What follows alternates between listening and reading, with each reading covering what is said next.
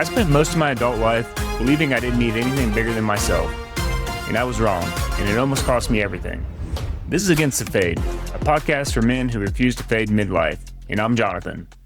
Over the first 6 episodes of this show, we named something. We called it the fade. The quiet physical decline, the disappearing friendships, the slow erosion of purpose and identity that hits men somewhere between 35 and 65.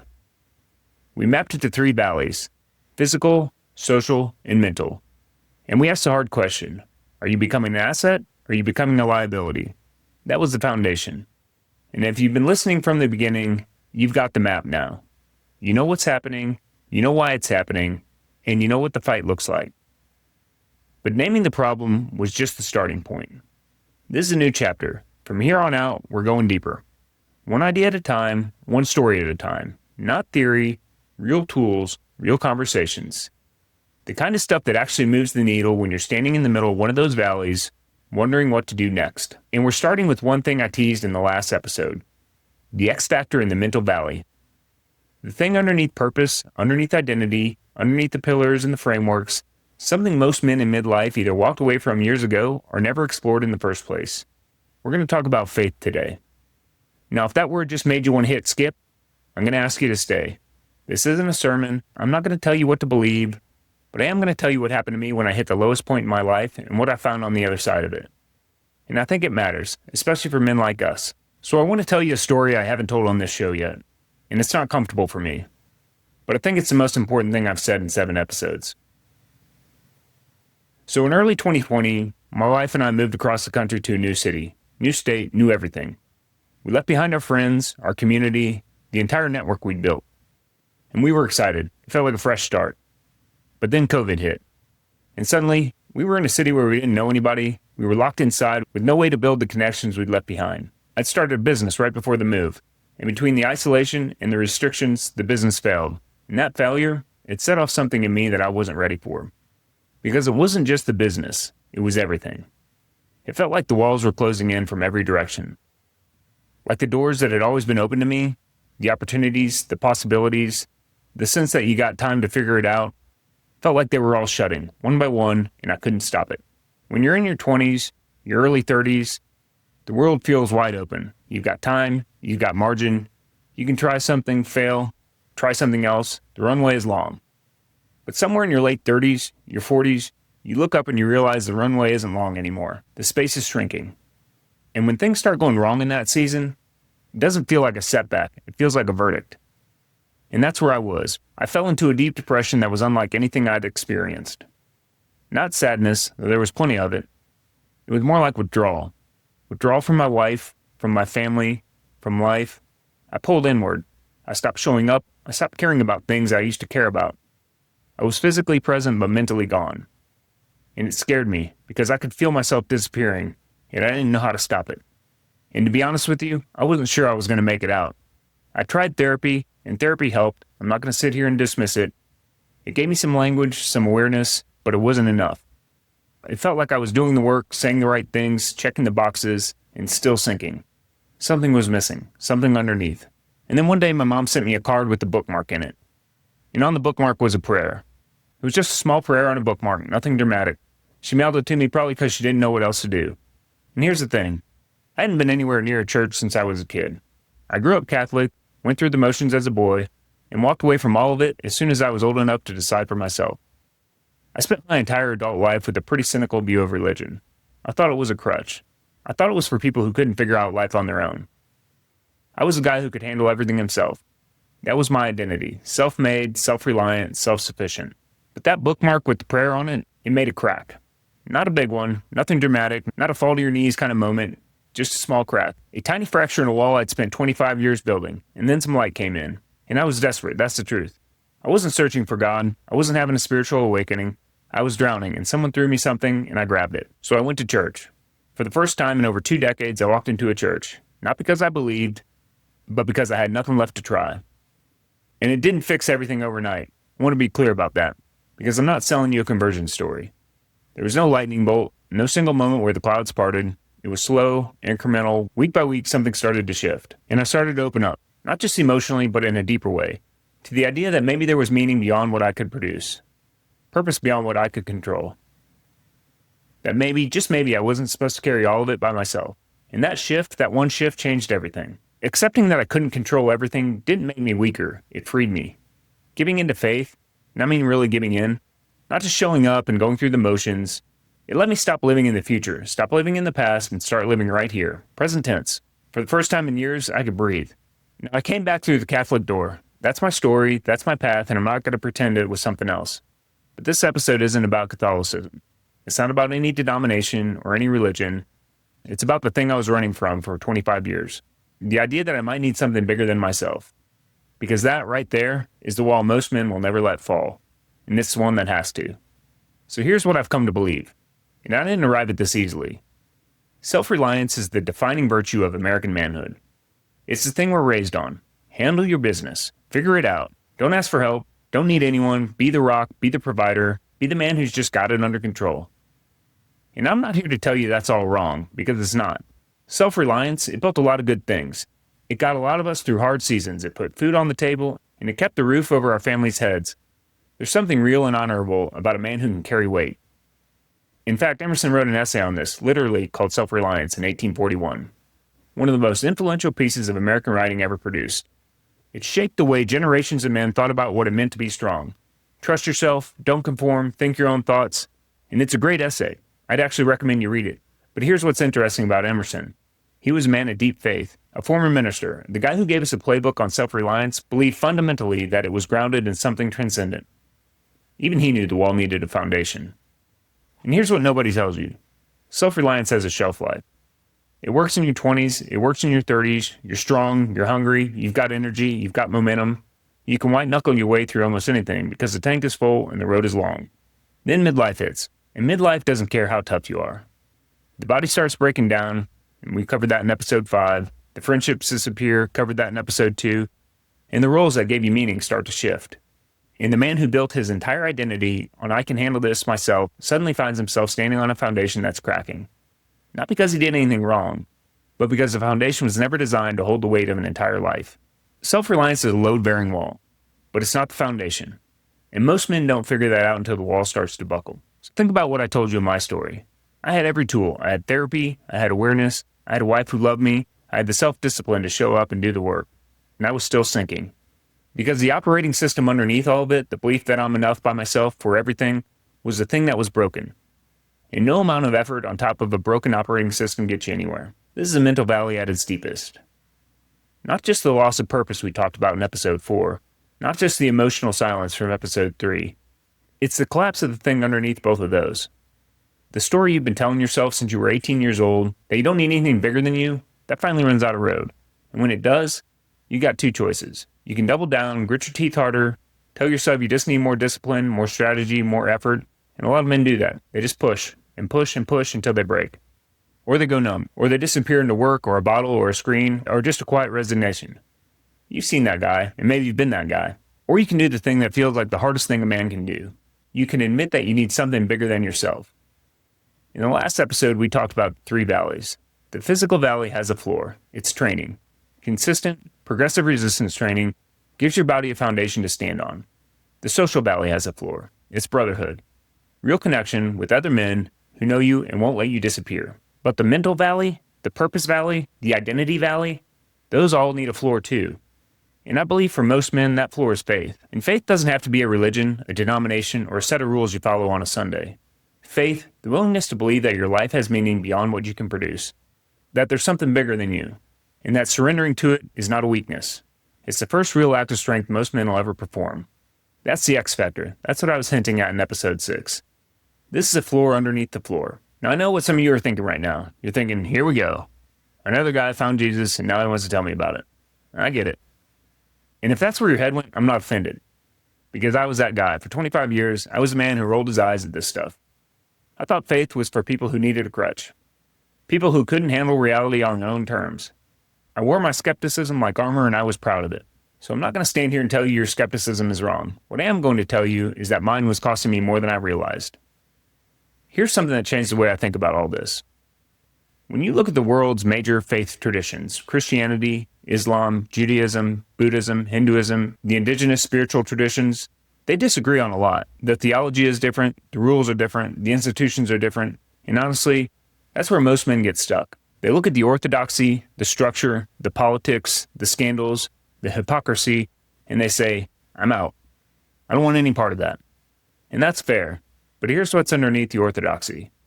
When you strip all that away, the institutions, the arguments, the divisions, and you look at what the mystics in every single tradition are actually saying, you find something remarkable. They're saying the same thing. Different language, different metaphors, different cultural containers, but the same core truths. Surrender to something beyond yourself. Serve others. Be present. Practice humility.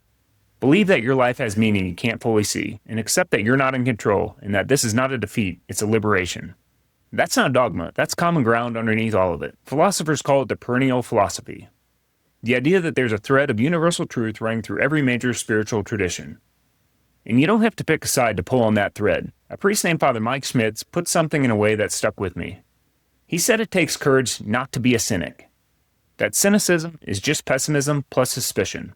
And it's easy. Costs you nothing. You can sit on the outside, criticize everything, question everyone's motives, assume the worst, and you never have to risk anything. But the harder thing, the braver thing, is to love, to serve, to be humble, and to extend trust. To believe that your effort matters, even when you can't see the outcome. That takes something cynicism will never ask of you. And here's what Father Mike nailed. Cynicism doesn't just keep you from faith. It keeps you from everything. From your marriage, from your friendships, from your kids, from yourself. It's a defense mechanism that protects you from nothing and costs you everything. And I've lived behind that wall, and I can tell you from experience, the view from behind it is not as safe as you think. So when I say faith, I'm not saying you need to walk into a church next Sunday. But maybe you will, and maybe that's your path, like it was mine. But maybe it's not. Maybe it's meditation, maybe it's a daily practice of gratitude, maybe it's reading the Stoics or the Psalms or C.S. Lewis. Maybe it's standing knee-deep in a mountain lake at 6 a.m. with a fly rod in your hand, realizing that whatever made all of this didn't make it by accident. The entry point doesn't matter. What matters is the question. And the question is this: is there something bigger than you?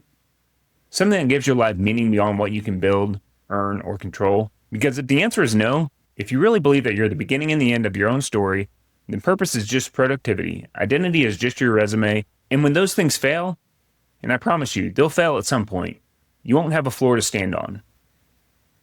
But if the answer is yes, even a quiet, uncertain, I think so kind of yes, then everything changes.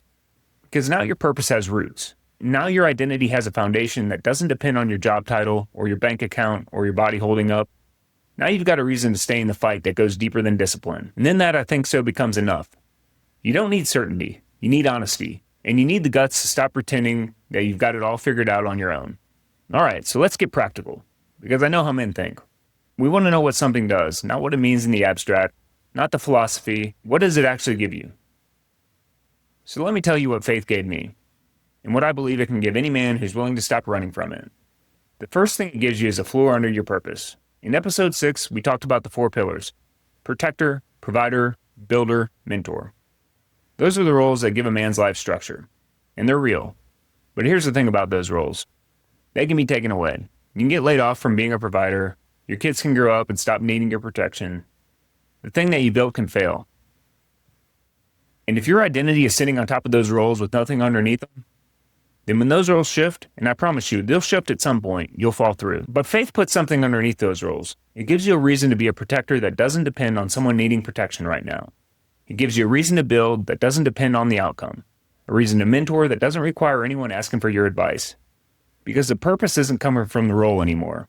It's coming from something underneath the role. A belief that what you do matters beyond what you can measure. That doesn't make the role less important. It makes them indestructible. Because now they're anchored to something that circumstances can't touch. The second thing it gives you is freedom from control. And this is a big one. Midlife is the season when you finally learn, whether you want to or not, that you can't control outcomes. You can't control the economy, you can't control your company's decisions, you can't control what your kids choose, and you can't control your own body the way you used to. And for the man who spent his whole life gripping the steering wheel with both hands, that loss of control is terrifying. It doesn't just feel like things are slipping, it feels like you're failing. Faith is the practice of letting go of that grip. Not giving up, that's different. Letting go. Accepting that your job is the effort, not the outcome. That you can do everything right and still not get the result you wanted. And that doesn't mean you failed. It just means you're not in charge as much as you thought you were, and that's okay. When I stopped trying to control everything, when I finally gave in and said, I'm going to do my part and trust that the rest isn't up to me, something broke loose. I told you earlier that I've been living in the future and the past. The future was all anxiety. What if this doesn't work? What if I can't fix this? What if it gets worse? And the past was all regret. I should have done this differently. I missed that window. I wasted that opportunity. But faith pulled me into the present. Right here, right now, this moment, this day, this rep, this conversation. That's all you've got, and that's enough. And I don't know any other tool that does that. Therapy can help you understand why you're gripping so hard. Discipline can help you push through. But faith, that's the thing that actually lets you open your hands. The third thing it gives you is courage. Remember what Father Mike said. Cynicism is easy. It costs you nothing. But love, service, humility, showing up for people when you don't know if it'll be returned, that's expensive. That takes something. Think about what it actually takes to fight the fade.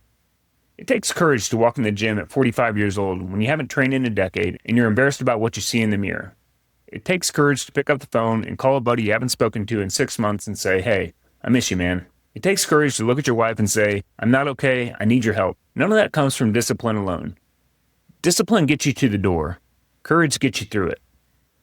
And courage, real courage, the kind that holds when the results aren't visible and nobody's watching, comes from believing that it matters.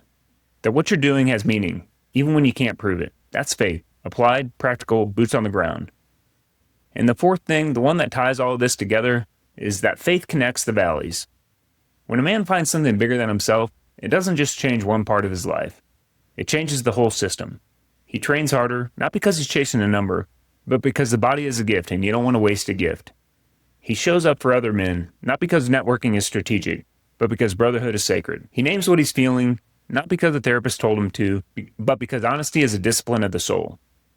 The physical valley, the social valley, the mental valley, they're not three separate problems. We've been saying that since episode 1. They compound on each other. But the reverse is also true. And faith is the multiplier. It's the thing that connects effort in one valley to meaning in all three. Without it, you're just grinding. With it, the grind has a name. So before we close, I want to be honest with you about something because I think it matters. I'm still figuring all this out. Everything I just shared with you, the story, the ideas, the framework, I'm not speaking from the finish line. I'm speaking from the middle of it. I work on my faith every single day. I pray, I sit with it, I try to live it. And some days I get it right, and some days I fall back into old patterns. The gripping, the controlling, the I've got this reflex that kicks in before I realize it's even happening. I'm further along than I was in that dark season I told you about, but I haven't arrived. And I don't think you ever do. And I think that's actually the point. Faith isn't a box you check. It's not a switch you flip, it's a practice. The same way strength training is a practice. You don't walk into a gym one time and call yourself strong. You show up, you do the work. Some days you hit a PR, some days you grind through a session that feels like it's going nowhere. But you show up the next day anyway.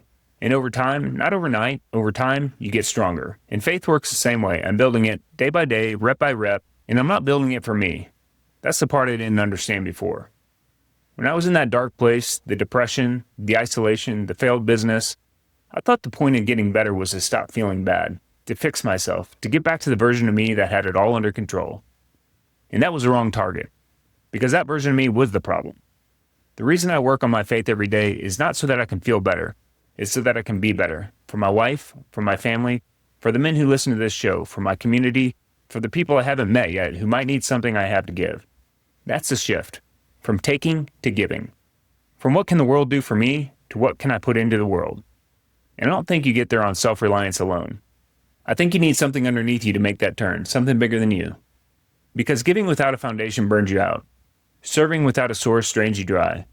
But when your purpose is rooted in something that replenishes, something you don't manufacture and can't take credit for, you don't run out. The tank fills from somewhere you can't explain. And you just keep showing up. I'm not telling you what to believe. I'm telling you to stop pretending you've got it all figured out on your own. Because you don't. And neither do I. And that's not a weakness. That's the starting line. So if you took anything from this episode, here's what I'd ask you to do. Don't do everything. Just do one thing. Have one honest conversation with yourself, with your wife, with a friend, with God if you're open to it, about what you actually believe. Not what you were raised to believe, not what you rejected, what you believe right now, today, standing where you are. And if the answer is I don't know, That's a perfectly good answer. It's an honest answer. And honesty is where every good thing starts. You're either becoming an asset or a liability. There is no neutral. And faith, however you find it, wherever you start, is what keeps you on the right side of that line when nothing else can. My name is Jonathan. This is Against the Fade. Don't fade.